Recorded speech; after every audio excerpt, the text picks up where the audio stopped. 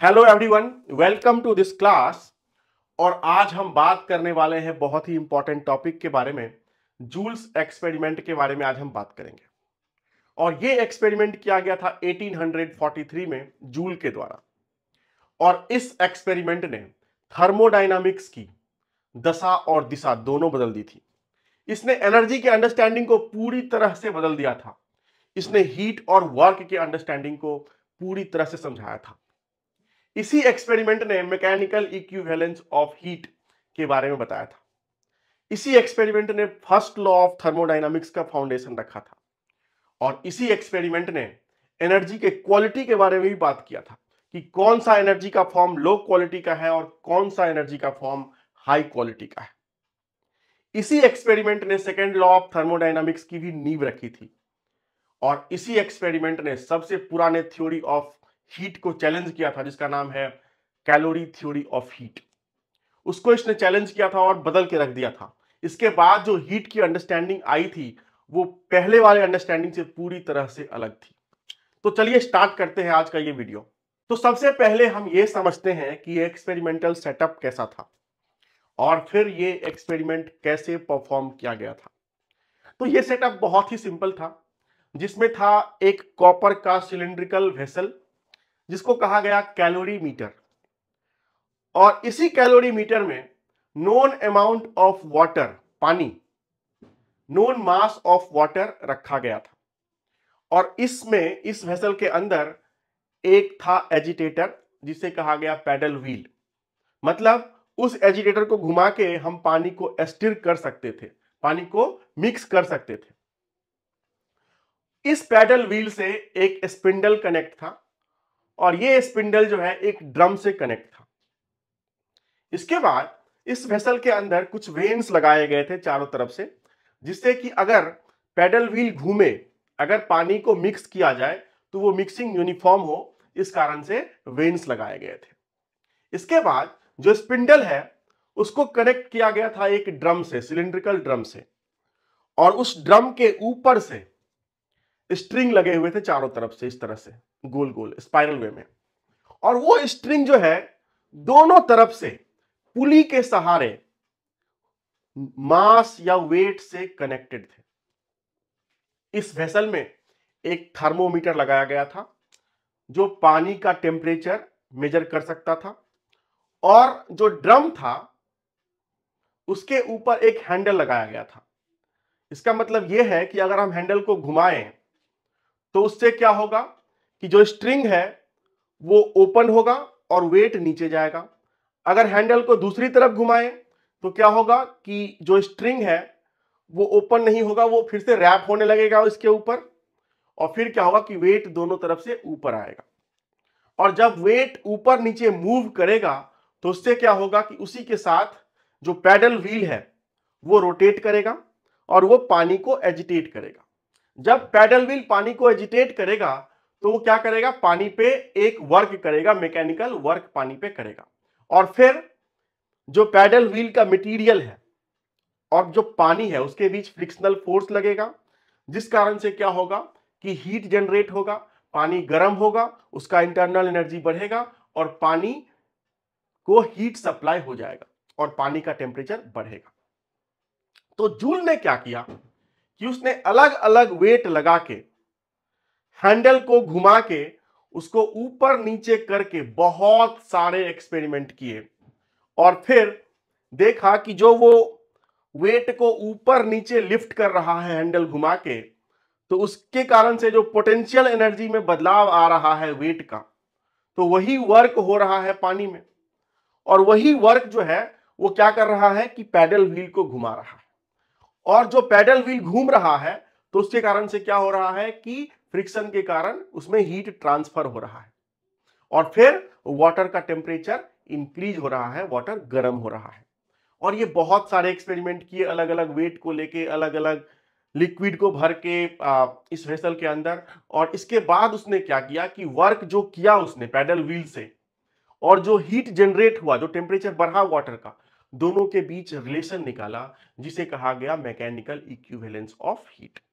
तो अब हम ये समझते हैं कि जो एक्सपेरिमेंट किया था जूल ने, उसके बेसिस पे उसके आउटकम्स क्या क्या थे, उसने क्या क्या बताया। उसने सबसे पहले बताया मैकेनिकल इक्विवेलेंस ऑफ हीट। तो पहला पॉइंट है, जो पहला आउटकम है जूल्स एक्सपेरिमेंट का, वो है मैकेनिकल इक्विवेलेंस ऑफ हीट। इसका मतलब यह हुआ कि जो मैकेनिकल वर्क हम कर रहे हैं पानी पे, उससे हीट कितना जनरेट होगा, उससे हीट कितना जनरेट होगा। तो उसने ये पाया कि जब हम वेट को अप एंड डाउन कर रहे हैं, मान लो हाइट h से कर रहे हैं और मास मान लो m है, तो m इंटू जी इंटू एच क्या हो गया, potential energy change.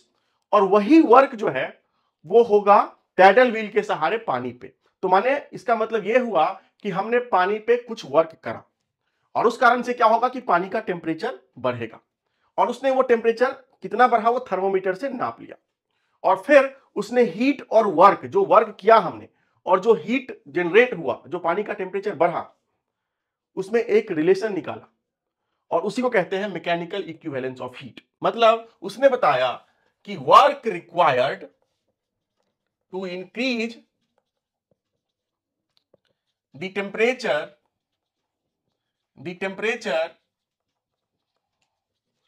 of 1 kilogram of water by 1 degree centigrade is 4.186 kilo joule. और इसी को कहा गया J, कैपिटल J, जिसका नाम दिया गया मैकेनिकल इक्विवेलेंस ऑफ हीट। इसका मतलब यह हुआ कि जो वर्क किया गया वाटर पे वो डायरेक्टली प्रोपोर्शनल था heat added to the water by work.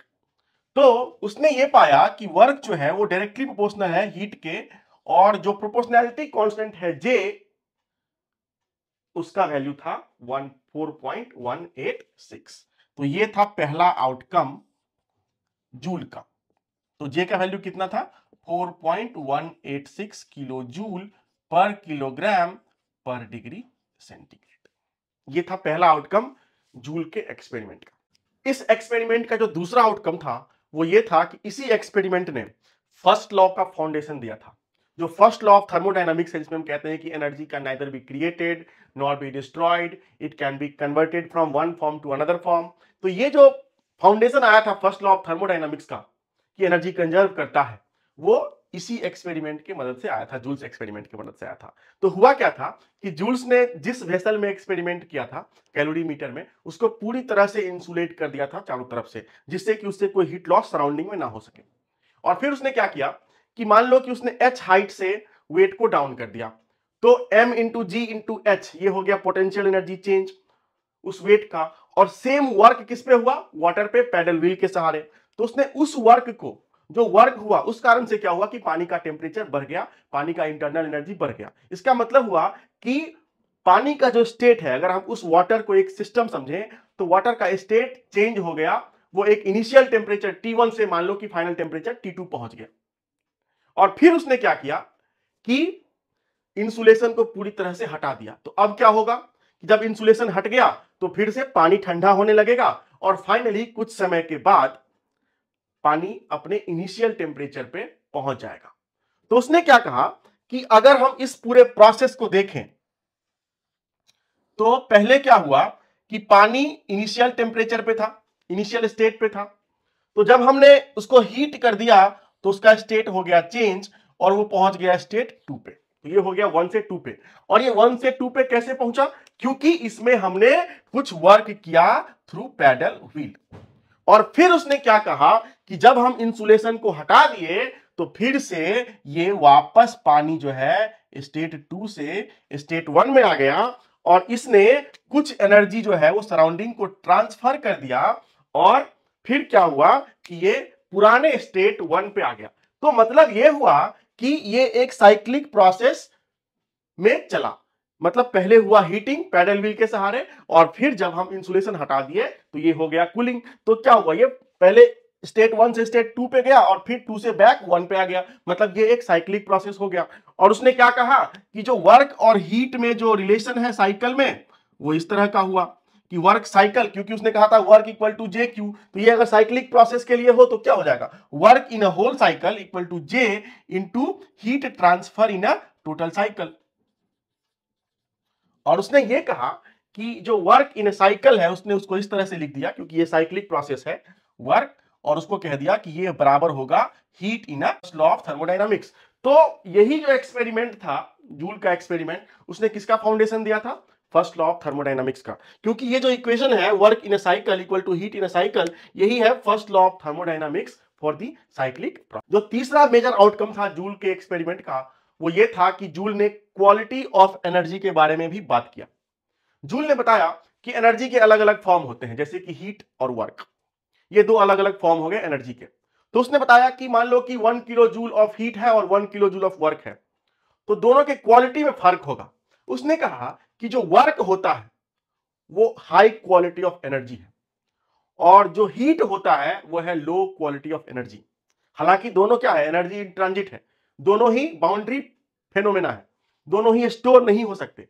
लेकिन दोनों में अंतर क्या है? क्वालिटेटिव अंतर यह है कि हीट जो है वो लो क्वालिटी का एनर्जी है और वर्क जो है वो हाई क्वालिटी का एनर्जी है। अपने एक्सपेरिमेंट में जूल ने पाया कि अगर उस एक्सपेरिमेंट में या किसी भी सिस्टम में अगर मान लो कि हम 100 किलो जूल वर्क सप्लाई करें, तो उससे 100 किलो जूल हम हीट प्रोड्यूस कर सकते हैं।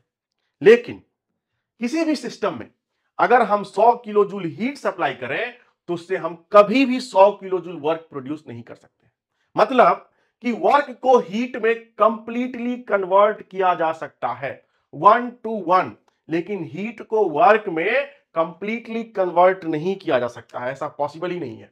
और उसने कहा कि जो हीट है वो लो ग्रेड का एनर्जी होता है और वर्क जो है वो हाई ग्रेड का एनर्जी होता है, और इसी कारण से लो ग्रेड एनर्जी को हाई ग्रेड एनर्जी में कंप्लीटली कन्वर्ट नहीं कर सकते, लेकिन हाई ग्रेड एनर्जी को लो ग्रेड एनर्जी में कंप्लीटली कन्वर्ट कर सकते हैं। तो जूल के एक्सपेरिमेंट ने एनर्जी को अलग अलग क्वालिटी में बांट दिया, लो ग्रेड और हाई ग्रेड। उसने हीट को कहा कि हीट जो है वो लो ग्रेड एनर्जी है और वर्क जो है वो हाई ग्रेड एनर्जी है। तो मतलब आप ऐसे समझो कि जो हीट है वो रुपया है, रुपीज है, और जो आपका वर्क है वो डॉलर है। तो डॉलर का वैल्यू ज्यादा है, वो हाई ग्रेड करेंसी है, और जो रुपीज है वो लो ग्रेड करेंसी है। तो उसी तरह से वर्क और हीट भी है। तो उसने कहा कि अगर हम किसी भी सिस्टम में वर्क करें तो वो पूरी तरह से हीट में ट्रांसफॉर्म हो सकता है, और वो उसने इसी एक्सपेरिमेंट के थ्रू बताया था कि जितना हम वर्क करेंगे उतना ही हमको हीट मिल जाएगा उस पानी का, उस सिस्टम का। लेकिन अगर हम किसी भी सिस्टम में हीट सप्लाई करें तो वो पूरी तरह से वर्क में कन्वर्ट नहीं होगा। इसका मतलब यह हुआ कि अगर आप हीट को वर्क में कन्वर्ट करना चाहते हैं, हीट को अगर आप वर्क में कन्वर्ट करना चाहते हैं, तो आपको ज्यादा हीट सप्लाई करना पड़ेगा और फिर आपको कम वर्क मिलेगा। एग्जाम्पल के लिए, अगर हम 100 किलो जूल हीट सप्लाई करते, वर्क सप्लाई करते हैं, अगर हम 100 किलो जूल वर्क करते हैं किसी सिस्टम पे, तो हमें 100 किलो जूल ऑफ हीट मिल सकता है। लेकिन अगर हम हीट सप्लाई करेंगे 100 किलो जूल, तो जरूरी नहीं है कि हमको 100 किलो जूल वर्क मिल जाएगा, हमको ज्यादा हीट सप्लाई करना पड़ेगा और कम वर्क मिलेगा। इसका मतलब यह हुआ कि हो सकता है कि हम 100 किलो जूल हीट सप्लाई करें किसी सिस्टम में और वर्क हमको सिर्फ 40 किलो जूल मिले, 30 किलो जूल मिले, 50 किलो जूल मिले, इससे ज्यादा हमको नहीं मिल सकता। और इस कारण से क्या कहा उसने कि हीट जो है वो क्या है? वो है लो ग्रेड एनर्जी। इसको पूरी तरह से वर्क में हम कन्वर्ट नहीं कर सकते, और लेकिन वर्क जो है वो है हाई ग्रेड एनर्जी, इसको हम पूरी तरह से वर्क में कन्वर्ट कर सकते हैं। और उसने कहा कि इन एनी साइकिल और in any system complete conversion of work to heat is possible, but reverse is not true. और यही था foundation second law of thermodynamics का। तो जो क्वालिटी ऑफ एनर्जी बताया, ये क्या था? ये था foundation of second law of thermodynamics. क्योंकि सेकेंड लॉ ऑफ थर्मोडायनामिक्स जो है वो क्या है? सेकेंड लॉ ऑफ थर्मोडायनामिक्स जो है वो पूरी तरह से हीट और वर्क के कन्वर्जन को बताता है, वो एनर्जी के क्वालिटी को बताता है, और ये जूल के एक्सपेरिमेंट से निकल के आता है। और जो चौथा मेजर आउटकम था जूल्स के एक्सपेरिमेंट का, वो ये था कि इसने पूरी तरह से खत्म कर दिया कैलोरीफिक थ्योरी ऑफ हीट को। इसने उसको चैलेंज किया और पूरी तरह से खत्म कर दिया। तो ये थ्योरी था क्या? तो जब तक ये जूल के एक्सपेरिमेंट नहीं हुए थे, तब तक हीट का अलग नाम था, हीट को कहा गया था कैलोरी, और कहा गया था कि हीट जो है वो एक फ्लूइड लाइक सब्सटेंस है। Heat is a fluid like substance, जिसका नाम क्या है? कैलोरी। जिसका नाम क्या है? Calorie, called calorie. और ये जो सब्सटेंस है कैलोरी, उसका ना तो कोई मास होता है, ये जो हीट है वो क्या है? मासलेस है। ये जो है वो ऑर्डरलेस है, ये है कलरलेस सब्सटेंस है। और ये जो है एक सिस्टम से दूसरे सिस्टम में डाला जा सकता है। जैसे पानी को डालते हैं ना एक कंटेनर से दूसरे कंटेनर में, तो उसको कैलोरी को भी एक सिस्टम से दूसरे सिस्टम में डाला जा सकता है। और अगर कैलोरी किसी सिस्टम में ऐड कर दें तो उसका टेम्परेचर बढ़ जाएगा, और अगर कैलोरी किसी सिस्टम से निकाल लें तो उसका टेम्परेचर घट जाएगा। मतलब तब तक यह कहा गया था कि जो हीट है वो एक सब्सटेंस की तरह है, जिसको कहते हैं कैलोरी, जो टेम्परेचर को बढ़ाता और घटाता है। जैसे पानी को आप अगर किसी कंटेनर में डालोगे तो लेवल बढ़ जाएगा, और अगर वहां से निकाल लोगे तो लेवल घट जाएगा। तो उसी तरह से कैलोरी अगर किसी सिस्टम में डालोगे तो उसका टेम्परेचर बढ़ेगा, और अगर हटाओगे निकालोगे तो उसका टेम्परेचर घटेगा। तो ये पहले अंडरस्टैंडिंग था। लेकिन जब जूल्स का एक्सपेरिमेंट हुआ तो उसने कहा कि ऐसा कुछ नहीं होता है, ऐसा कोई सब्सटेंस होता नहीं है हीट ऐसा कुछ नहीं है। हीट क्या है? उसने कहा कि जो जूल ने कहा कि हीट जो है ये कहां से आया? ये है आपका कैलोरीफिक थ्योरी। ये कैलोरीफिक थ्योरी कहता है। लेकिन जो जूल्स एक्सपेरिमेंट से निकल के आया वो ये था कि जूल ने कहा कि हीट जो है वो कोई सब्सटेंस नहीं है, ये एक एनर्जी का फॉर्म है। वो है क्या? Energy in transit. Energy in transit, जो ना तो स्टोर हो सकता है, जो किसी सिस्टम में स्टोर नहीं होता है। ये क्या होता है? हमेशा ट्रांसफर होता है due to temperature difference. So that is, तो ये क्या है? ये है energy transfer due to temperature difference. और ये हमेशा हाई टेम्परेचर से लो टेम्परेचर में जो एनर्जी ट्रांसफर होगा टेम्परेचर डिफरेंस के कारण, उसको कहते हैं हीट। तो ये था हीट का डेफिनेशन आफ्टर जूल्स एक्सपेरिमेंट। तो ये चारों मेजर आउटकम थे जूल्स एक्सपेरिमेंट को। अगर आपको ये कॉन्सेप्ट पूरी तरह से समझ में आ गया तो इस वीडियो को शेयर करिए, लाइक करें और इस चैनल को सब्सक्राइब भी कर लें। Thank you for watching this video.